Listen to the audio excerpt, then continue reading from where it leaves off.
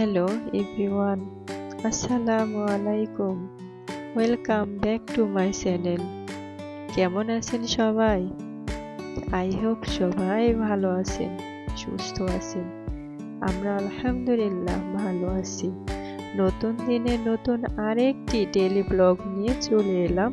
আমি নাটোর থেকে বলছি।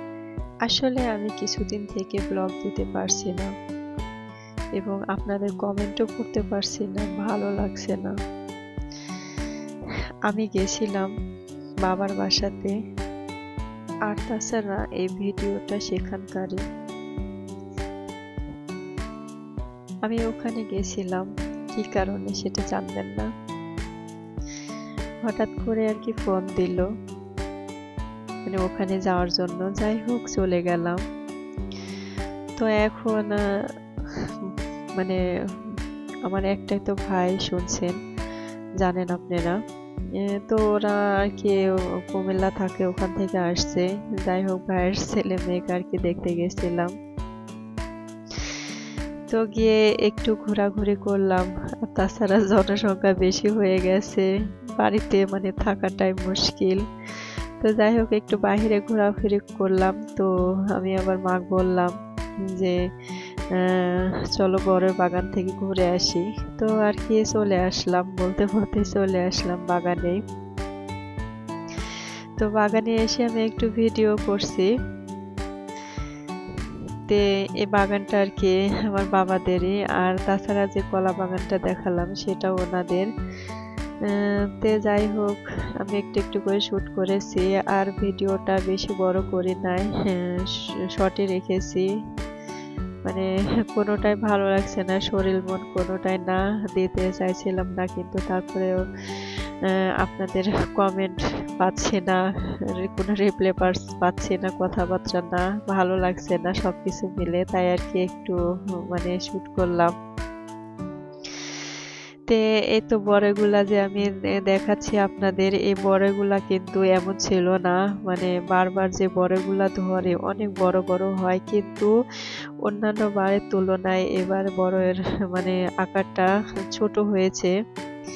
এখন হয়তো যে কোনো একটা কিছু কম ছিল, কমের কারণে ছোট হয়ে গেছে।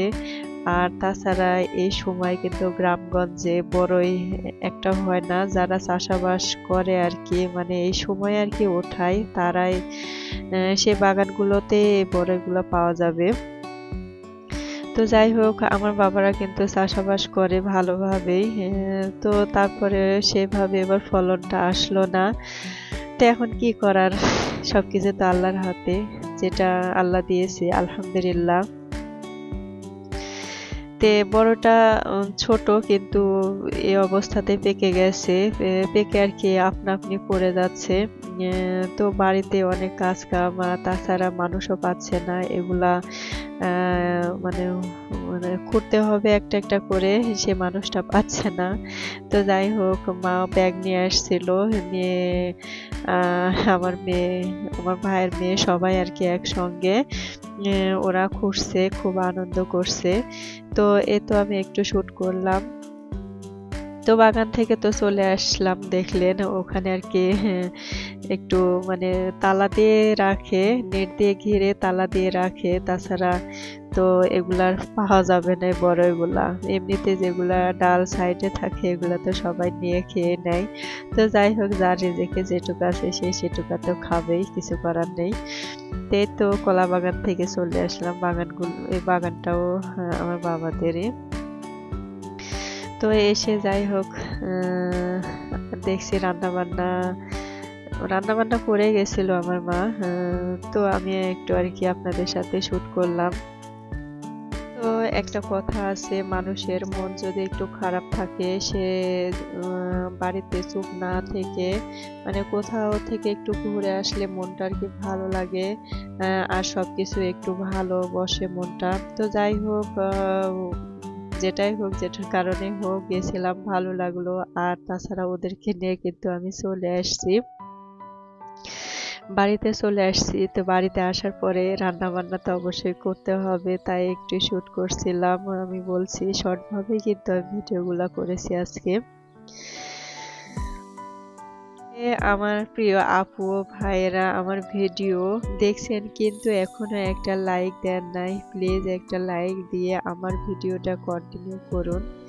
আর আপনি যদি নতুন হয়ে থাকেন প্লিজ আমার চ্যানেলটি সাবস্ক্রাইব করে দিবেন। সাবস্ক্রাইব করে থাকা পাশে বেল বাটনের অল অপশনটি প্রেস করে দিবেন, তাহলে আমি যখনই ভিডিও ছাড়বো নোটিফিকেশনটি চলে যাবে, আপনি আপনার সময় সুযোগ নিয়ে ভিডিওটি দেখতে পারবেন।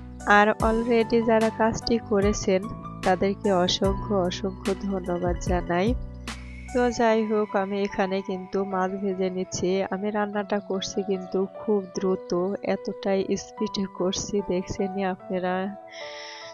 মানে 2 চুলাতে বসায় দিয়েছি, কাটাকুটি কমপ্লিট করে নিয়ে আর কি বসাইছি। তো আমি সম্পূর্ণ ভিডিও করে নাই, একটু একটু করে আপনাদের সাথে শ্যুট করছি, দুঃখিত, ক্ষমা দৃষ্টিতে নেবেন, ভুল বুঝবেন না।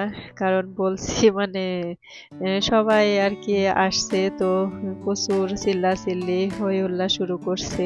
তো ওদের সাথে আমি কথা বলতেছি এবং রান্না করছি আর একটু একটু করে ভিডিও করছি, বেশিক্ষণ করতে পারছি না। আর যেহেতু অনেক বাচ্চা, সবাই শুধু একই কথা, মানে কি কি করছেন, ভিডিও করছেন কেন, ভিডিও করছেন কেন, মানে ওদের কথার উত্তর দিতে দিতে তো আমি নার্ভাস হয়ে গেছি।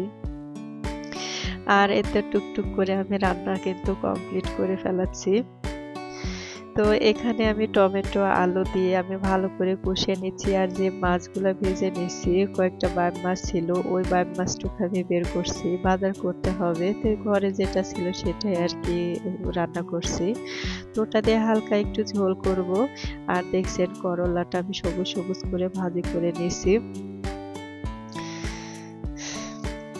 আর এদিক দিয়ে মূলা ছিল, সে মূলাটা আমি চিকন চিকন করে